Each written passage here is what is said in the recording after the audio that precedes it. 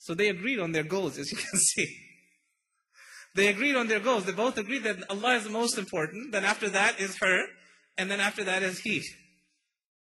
So again, the point I'm simply saying that there has to be some agreement on the goals. Not only for the hereafter, but in this world as well.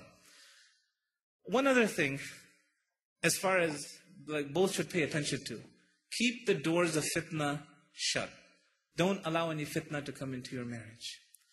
One of the prime ways that fitna comes, fitna meaning trials and troubles that come into one's marriage.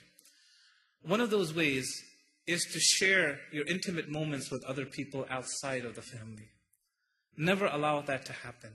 For sisters, for the wife to talk with other sisters, or for the husband to talk with other brothers about how their partners are and so on.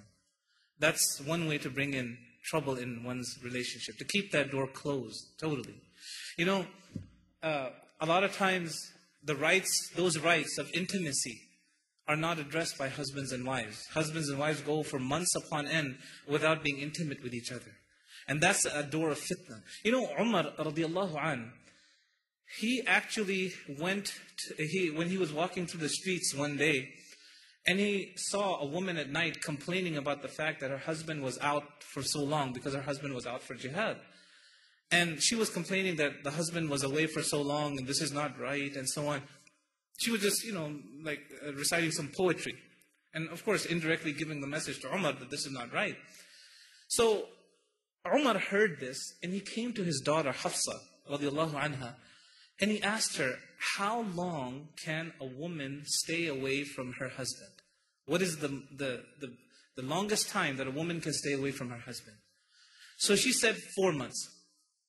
And would you believe that from that moment on, Umar radiallahu an made it a rule in the Muslim army that no man can be out for jihad longer than 4 months. Within 4 months, they had to come back. From that day on. You see, this again is to keep the doors of fitna closed, to keep them shut. And a lot of times, you find that when it comes to the relationship at home, sometimes husbands take long trips and their wives are home all alone.